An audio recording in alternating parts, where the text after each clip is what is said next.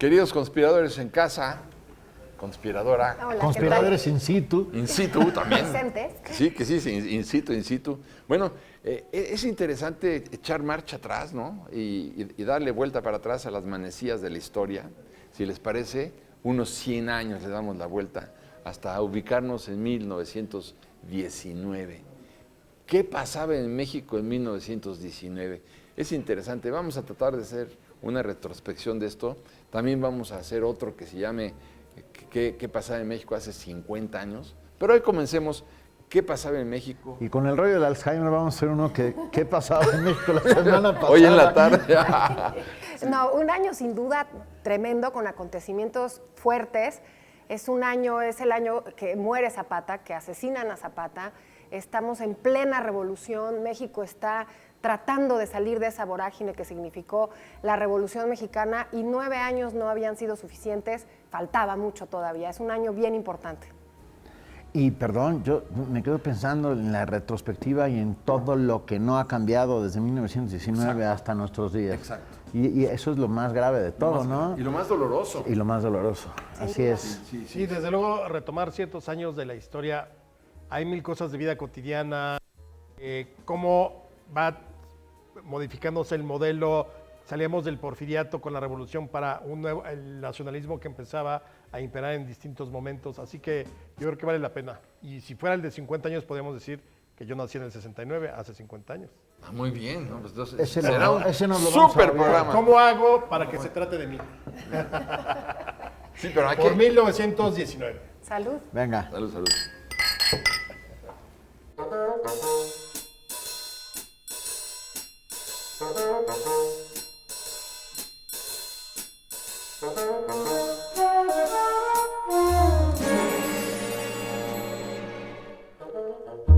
Bueno, queridos conspiradores, de lo que se trata no es de recordar ni en este momento partes de la revolución, ni cuando finalmente llega Madero al poder, ni cuando es expulsado Victoriano Huerta, ni cuando es derrotado ya en el 15 Pancho Villa, sino ya hablamos de la conclusión de la Revolución Mexicana, y si nos instalamos en el 1919, son 2 años después de la promulgación de la Constitución. Y entonces, esta promulgación de la Constitución agravó la situación porque Carranza, presidente, evidentemente que estaba inmerso en un proceso de pacificación tremendo, porque había líderes como Zapata y como tantos otros que todavía no se sometían, digamos, ni aceptaban el triunfo de la revolución. Junto con esto es importante ver Más que no aceptar el triunfo de la revolución es que sentían que les faltaba a la revolución. Sí, que le faltaba a la revolución. Que decían... Y había cosas pendientes, Sí, Paco, claro, terribles. sí, De hecho, el tema zapatista, Sí. yo me atrevería a decir que fue un exterminio, porque sistemáticamente los asesinan, desde un Carranza que necesita pacificar, ya es presidente en este año que estamos, y necesita pacificar, y es verdaderamente un exterminio contra los zapatistas en el sur. Bueno, está clarísimo y así se da. Bueno, y concluye con el asesinato en la hacienda de la Chinameca con el propio Zapata. Claro. Pero evidentemente, 1919 ya no podemos considerarlo como la Revolución Mexicana.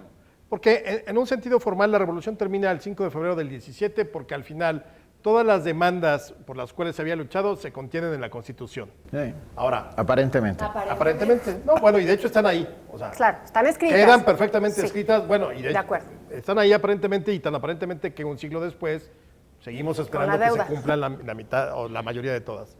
Pero exactamente, Carranza lo que estaba tratando era poner en orden el país, porque él ya es presidente constitucional desde el 17 y terminará su periodo en el 20, asesinado, pero de no haber sido asesinado había terminado el 1 de diciembre del 20. Entonces, sí es un país que ya está saliendo de la violencia, es decir, la Ciudad de México ya no vuelve a estar en control de grupos revolucionarios, ya es el poder ejecutivo de la nación, está ahí, el Congreso está ahí, y tienen este tipo de focos donde está tratando las piedras en el zapato de Carranza, por ejemplo. Sí, por Claro. eso decía yo que sí, ya se había consolidado la revolución, ya digamos el pleito con la División del Norte se había extinguido, ya, pero habían todavía grupos como el de Manuel Peláez, el de Mariscal Silvestre, el de Emiliano Zapata, que Manuel Peláez, que tenía su sección, toda una parte del territorio, sobre todo de Veracruz, para explotar el petróleo a favor de los gringos. O sea, todo este proceso de pacificación, pero se complicó todavía más con la promulgación del artículo 27 de la Constitución, fracción segunda. Imagínense lo que significaba para los gringos: el suelo y el subsuelo son propiedad de la nación. En ese momento, en automático, Se genera un conflicto. pues todos los pozos petroleros y las minas y los agricultores y los ganaderos quedaban expropiados. Si el suelo y el subsuelo ya es propiedad de la nación, pues entonces claro, vienen los trusts gringos a protestar contra el presidente Wilson. Tratan de desconocer diplomáticamente a Carranza para decirle: su gobierno no es gobierno, su gobierno es una pandilla de ladrones, porque esa fracción segunda del 27 es un atentado en contra de la propiedad de los extranjeros que están en este país, y por lo tanto usted es un bolchevique. Imagínate además los cargos, ¿no? O sea, no bastaba nada más con el hecho de... Y nada más lejano a la realidad. Oye, por eso pero- Carranza no hizo nada. Pero ¿qué son los cargos? Hay que ver con lo que se está enfrentando Carranza. Que se le estaba cocinando una cosa muy fea. Muy fea, claro. Pero yo quiero regresar a Zapata, porque Zapata era el emblema de aquello que no se había cumplido. Y hay una carta que le escribe Zapata a Carranza en marzo de 1919, donde le expresa, bueno, seguramente Montaño y todos los que estaban atrás de él Ya estaban muertos. ya estaban, no, pero de Gama y todos los intelectuales que además se van también por el tema anarco-sindicalista. Son, digamos, la bandera del sur era todo lo que estaba pendiente de esa Constitución que estaba escrito. ¿Y qué es lo que sucede? Que lo asesinan a Emiliano Zapata, y a mí me parece uno de los, creo que fue el primero asesinado, no creo, es el primero de los jefes revolucionarios que muere asesinado, y fue una traición, y vino desde el aparato carrancista, y eso es algo que va a marcar, y yo por eso decía que la revolución no había acabado en 19, porque además es algo que le cuesta la vida posteriormente a Carranza. Entonces, Bueno, pero también el asesinato de mi general Felipe Ángeles, que también fue en 1919, también es un hito muy importante. Y porque vergonzoso. Sí, bueno, es un año muy crudo todavía. Sí, pero fíjate que realmente ya no había una violencia generalizada. Entonces, ese tipo de cosas, que lo más grave es eso. O sea, Carranza pudo despachar a sus enemigos y no pasó absolutamente nada. Porque el levantamiento siguiente del año siguiente no era para vamos a vengar a Zapata, era él quiso imponer a un candidato en 1920, un candidato civil, y le costó la vida, porque al que le tocaba gobernar era Obregón. Entonces nadie pensó en Zapata de, venguemos a Emiliano. Emiliano Zapata ya estaba totalmente disminuido, o sea, ya no representaba ningún peligro, pero era como el pinche mosquito que te jode en las noches, ahí en los alrededores. Sí, era una Xochimilco, piedra en el zapato, sí. Era una Bueno, piedra en el claro. Zapata. Oye, pero además paradójico, 100 años antes también en el sur, la piedra en el zapato para la consumación de la independencia era Guerrero, y la gente que tenía ahí como asalto de mata, eso es lo que eran los zapatistas, estaban a asalto de mata. Y un gobierno como el que quería Carranza, ordenado desde las leyes, no podía suceder si seguían ellos ahí. Claro. O sea, pero también, perdón, dime. No, que me quedé pensando que tan solo unos meses antes, en noviembre del 18, termina la Gran Guerra, la Primera Guerra Mundial, que entonces no se sabía que iba a ser la primera porque no estábamos claros de que vendría una segunda. Pero es la Gran Guerra, que era la madre de todas las guerras, que era la última gran guerra del mundo, aparentemente, y esto cambió un montón de cosas, le da mucho más poder a los Estados Unidos, por supuesto, frente a la derrota de Alemania y sus aliados, y cambia el panorama mundial de muchas maneras. Y esto es algo, y México, volvieron los ojos hacia México, porque hasta entonces los ojos estaban puestos en las trincheras del Somme, en Europa.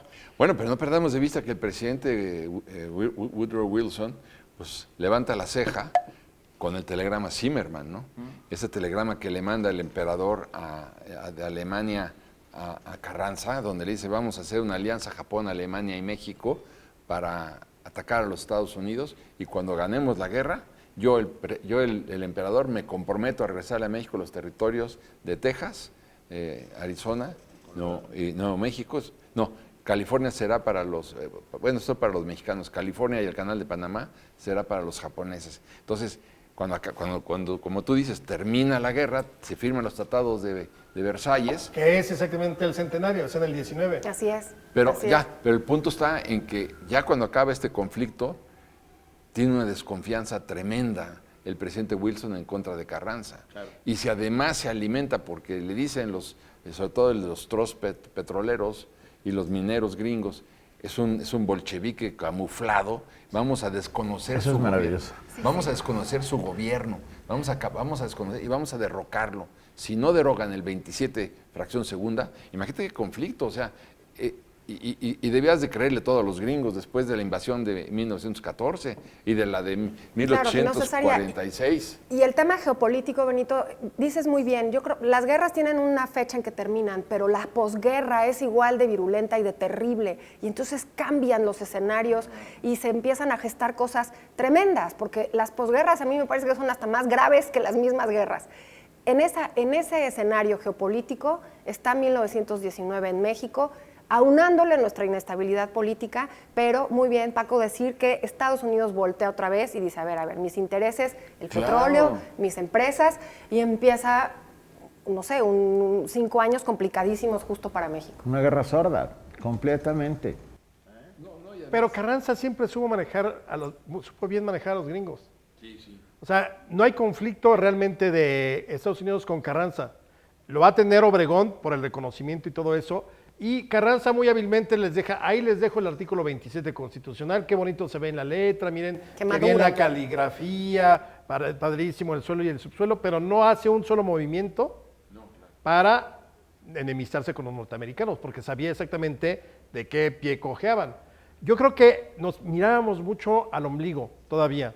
Zapata era un problema que lo resuelve. Lo de Ángeles, sí es un asesinato, pero no porque lo someten a un pero eso juicio aparente juicio sumario, de acuerdo con la ley lo fusilan, de acuerdo con la ley como la aplicamos en México, cuando te conviene. Cuando te conviene, sí. Y quien seguía dando guerra y que se va a rendir hasta el año siguiente después del asesinato de Carranza es Pancho Villa. Pancho Villa sí seguía entrando a pueblos, creo que todavía tiene una toma de Ciudad Juárez, no sé si en ese año, con 2,000 hombres logra tomar Ciudad Juárez. Pero fíjate cómo Estados Unidos ve en México geopolítica interesante, porque entonces decide ayudar a Carranza. La verdad es que cuando intervienen en Veracruz es, a ver, ¿a quién voy a apoyar? O a Villa o a Carranza, y se va finalmente por Carranza, y eso le beneficia muchísimo. Pero nunca pudo controlar a Carranza. Carranza lo supo manejar muy bien. Lo supo manejar muy bien, pero con una importancia geopolítica para Estados Unidos, porque pero le jamás convenía. hubieran apoyado a Villa, ¿eh? No, y menos después de Columbus. Villa no, pero también estaba Álvaro Obregón. Después, el grupo constitucional más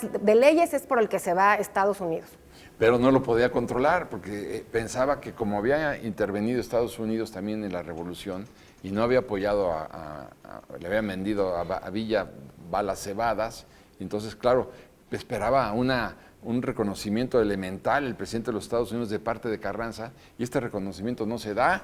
Bueno, y hace muy bien Carranza en no dárselo. Pero bueno, lo importante es que sí, el pleito ahí estaba. Le hacen un bloqueo comercial al propio Carranza, un bloqueo financiero, y resiste todo, ¿no? Y además no solamente eso, sino era muy importante ver cómo tenía que venía la renovación de poderes. O sea, si ves todo el entorno de 1919, bueno, tienes la influenza, se mueren 450,000 mexicanos de la influenza, tienes los levantamientos armados todavía en buena parte del país, tienes el pleito con los Estados Unidos, tienes la renovación de poderes, o sea, estás intentando modernizar el país, estás intentando convertirlo en una nación que pueda jugar en el concierto de las naciones. Empiezan los avances diplomáticos en muchos sentidos y las legaciones diplomáticas empiezan a volver a operar en México, que estaban muy perdidas durante toda la revolución. Lo que no podemos olvidar también es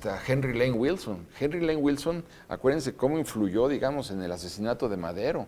Y aquí también, claro, los embajadores estaban listos para crear un conflicto tremendo en contra de Carranza. Entonces, no era ni es Estados Unidos un enemigo menor.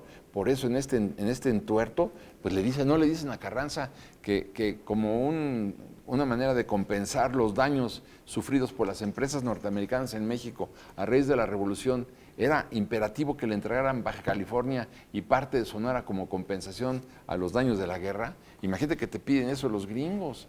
O sea, hay que ponerse en el contexto de claro. Don Venustiano, ¿no? Y lo libró perfecto. Lo libró perfecto. O sea, yo insisto, México se veía el ombligo. Tan había una normalidad que, por ejemplo, ¿sabes quién vino a cantar a México en el Esperanza Iris y luego como abarrotó ahí tuvieron que llevárselo al toreo, Caruso. Caruso vino. Caruso se presentó en México en septiembre de 1919. ¿Y sabes dónde cantó también? En el Palacio de Bellas Artes. ¿Conocen esa historia? Pero tiempo después. No. Ahí. Estaba en plena construcción, no estaba terminado el Palacio de Bellas Artes, y Caruso después de eso dijo, yo quiero cantar ahí. Y entró en la obra negra, en parte de la obra negra, se plantó en el centro de... ¿No conocen esa bonita historia? Es maravilloso. Y ahí se echó un aria. Claro, porque hasta 33 inauguran el palacio. Sí, claro. Pero a lo que voy, y creo muy bien, Paco, es que justamente es un año que está con alfileres. Realmente la política mexicana está con alfileres. Y salvo su mejor opinión, que seguramente no vamos a estar de acuerdo, es que se logra esta estabilidad de instituciones, creo que hasta el maximato, o incluso Álvaro Obregón un poquito antes, pero sigue habiendo mucha inestabilidad. Y la modernización hasta Miguel Alemán. Bueno, no perdamos de vista que en 1919 es un dato impresionante. Éramos 15 millones de mexicanos. Habían desaparecido, bueno, menos 14, de los que somos hoy en la Ciudad de México. El censo de 1921 ya registra 14 millones. O sea, sí había decrecido la población en 1 millón, y tiene que ver por lo que mencionabas, que era la epidemia de influenza española de 1918. Así es, pero Hay no... que entender que no había, a mí eso me impresiona, que no había antibióticos. Hoy en día son tan fáciles de conseguir. No había antibióticos para bajar una fiebre. Incluso la penicilina está apenas empezando. No, pero en además pañales. eran enfermedades virales. O sea, Sí, incluso no. ni siquiera hoy en día puedes controlar un virus. El virus tiene que llegar a su clímax. Lo que te dan es para mantener fiebre y todo eso. Claro, pero Imagínate ni siquiera... en 1918. Y además hay partes del norte de la República que una cerveza era mucho más salubre. Hay publicidad de la época que tomaras mejor cerveza que agua, porque a los bebés, porque todavía estamos en condiciones medio rurales en este México de 1919. Bastante, Pero- ¿Verdad? Sí. Bueno, hay que tomar en cuenta, es cierto lo que dices, que 2/3 partes de la población dependían del campo. 2/3 partes. Hoy es aproximadamente el 5% de la población que depende del campo, pero en aquel momento era 66%. Entonces, pero a donde voy es que es falso el argumento de que en la Revolución Mexicana murieron 1 millón de mexicanos. Exactamente. No hay tal, no. Si tú ves, pero si vas sumando las batallas que se dieron, es imposible, nunca vas a llegar al millón. ¿Por qué llegan al millón? ¿Por qué baja de 15 a 14? Baja de 15 a 14 en primer lugar porque mueren pues, casi 500,000 de personas por la influenza. Pero además, muchos mexicanos aterrorizados por la revolución también se fueron del país. Y otros tantos sí, efectivamente, Yo murieron. creo que unos 350,000 son las víctimas propiamente de combates, de la guerra, de la violencia. Los otros son los desplazados. Los desplazados y los muertos por la enfermedad, por la influenza. Entonces, sí, no es cierto. Pero entonces hay que ver, éramos 14 millones de mexicanos, de los cuales más del 80% no sabían leer ni escribir.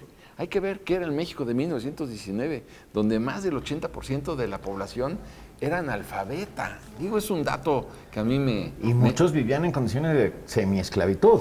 Y seguían Todavía. viviendo. Claro. O sea, los grandes hacendados terratenientes y todos los que sabemos en Chihuahua, en Morelos, En Yucatán, Yucatán, en el Bueno, Enequén. todavía, seguían teniendo hasta derecho de pernada. Vamos a ver. Bueno, claro. No había cambiado nada. Seguíamos en el medievo, en 1919, en el tema de justicia social. Por eso falta mucho todavía. Sí. Y esa es la parte que los zapatistas con el sur decían. Y hace rato tú decías, Benito, que 100 años después todavía hay cosas pendientes. Yo creo que una de las cosas terribles pendientes es ese campo, es ese reparto agrario, no funcionó, elegido. En fin, hay cosas todavía, deudas todavía muy pendientes en este, Pero fíjate, este tema. nada más en materia de electrificación. La electrificación, pues, sí, empieza así con el gobierno, con la dictadura de Porfirio Díaz, ¿no? Pero ya en 1919, pues a lo mejor un 30% del país tenía electricidad. Es decir, costó muchísimo trabajo la electrificación, lo cual quiere decir que no había refrigeradores, lo cual quiere decir que tenías que ir a comprar la comida a los mercados. Todos los días. Todavía Todos era los un días. México muy rural. Sí. Sin embargo, por ejemplo, 1919, la banda del automóvil gris, la película. Sí, claro. O sea, fue de las primeras películas mexicanas propiamente rodadas aquí, cine silente absoluto, pero lo interesante es que utilizó pietaje original de los fusilamientos de los miembros de la banda del automóvil gris de unos años antes. Entonces sí fue uno de los momentos ya, por ejemplo, ese tipo de cosas de la vida cotidiana. Había una gran actividad teatral. Acababan de inaugurar, creo que en el 18, el Esperanza Iris, Sí. que hoy es el teatro de la ciudad y que sigue... Y existía la sala Fósforo. Todo seguía en ese orden, es decir, la Ciudad de México seguía siendo prácticamente el centro histórico, la Cuauhtémoc, la Juárez, La Condesa. y la Condesa empezaban a fraccionar apenas, porque todavía había el toreo de la Condesa, estaba ahí. Y el hipódromo de la Condesa. Todavía. El toreo y el hipódromo. Claro. Porque acuérdense que el toreo lo derrumban y luego sería el Palacio de Hierro, lo demuelen. Ajá. Luego, pues, Y la, perdón. No, que la calle de Ámsterdam es redondita porque ahí era la pista justamente Claro, del es hipódromo justamente Condesa. Ahí, la pista de los caballos. Las Lomas Heights lo empieza a hacer el marido de Antonieta. Rivas Mercado, las Lomas de Chapultepec, que bueno, que tardó muchísimo, era un fraccionamiento pues nada más para, ahora sí que para gente adinerada, Igual que ahora. igual que ahora. Oye, pero en igual cuanto que a ahora. instituciones, no había ni un Banco de México todavía. No teníamos, pues estaba la Secretaría de, bueno, lo que era el ministerio, todavía no era la Secretaría de Educación. O sea, estábamos todavía empezando como a gestionar todo lo que había pasado en la Revolución. No tienes un Ministerio de Cultura, no teníamos todas las instituciones son El Ministerio de posteriores. Cultura lo tuvimos hace 3 años. Hace 3 años. O centralizar la cultura en una institución. Un dato que me estremece mucho, me preocupa mucho, es que el 1% de la población acaparaba el 90% de la riqueza nacional. El 1%. Imagínate nada más los niveles de desigualdad. Hoy en día, el 1% de la población acapara el 50% de la riqueza nacional. El 1%. O sea, nunca hemos podido acabar con la desigualdad. Lo cual es lo que tú decías hace un momento, es uno de los grandes dramas de este país. Es decir, que el 1% de la población acapara el 50% de la riqueza, o antes, en 1919, el 90%, bueno, pues sí mejoramos, ¿no?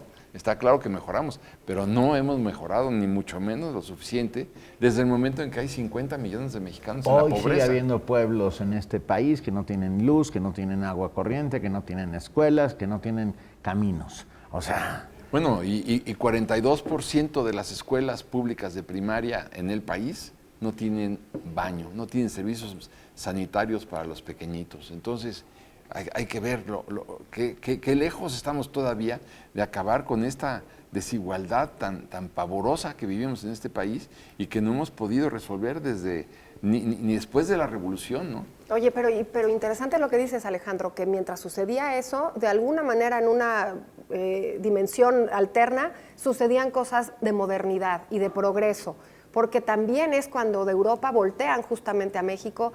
Las grandes inmigraciones del siglo XX, digamos, a las urbes mexicanas, de todo el periodo de entreguerras en la Europa Central, es cuando llegan a la Ciudad de México. Viene la primera oleada de los españoles, los que venían a hacer las Américas, Sí. los que venían a buscar Los mejor. indianos. Los indianos, los que siembran su palmera, ¿no? En Asturias, las palmeras, es decir, es un indiano que ya la hizo de regreso.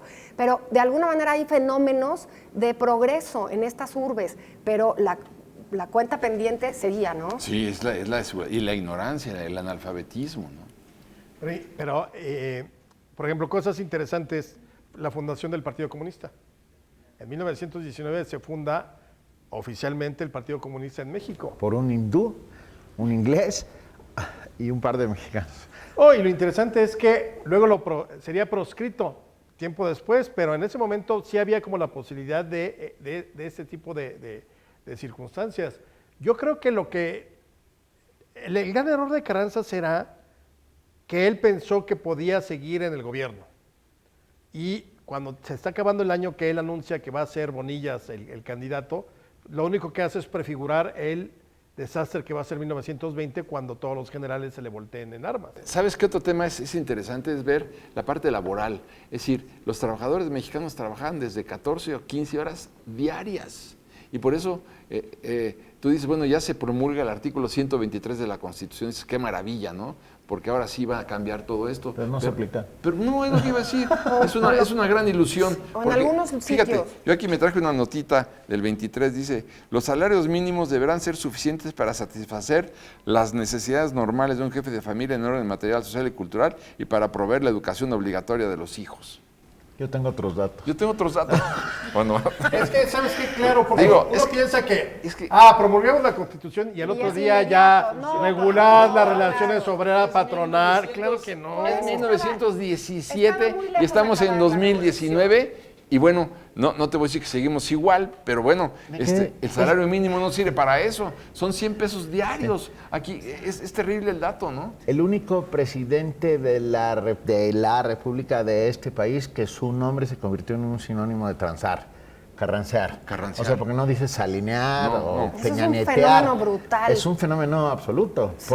Pero algo le sabían, ¿estás de acuerdo? No Pero solamente era esa eso. magia que decían que era muy astuto políticamente, pero es brutal. Pero se imagínate hizo que la lectura que le multimillonario. daban los gringos a eso. ¿Eh? Como consecuencia del artículo 27, fracción segunda. O sea, se están carranceando nuestro patrimonio, nos están robando nuestras tierras, el subsuelo, el suelo, todo. Me enojo muchísimo con eso. Tú imagínate por un segundo que tú eres dueño de una compañía ferrocarrilera y eres gringo y de repente te dicen que el suelo y el subsuelo son propiedad de la nación y tú de todo lo que eres dueño nada más es de las vías del tren y de las estaciones. Todo lo demás no es tuyo. Pero sabes que yo creo que fue un gran artículo. Yo también Un lo gran creo, avance por eso porque- me enoja bueno, por tanto que supuesto. digan eso, porque además en el mundo están sucediendo cambios tremendos. Se acabó, ¿eh? Ay, ya. Se acabó. Se acabó. Sí, luego hacemos el de los 100 50 años, pienso en ti.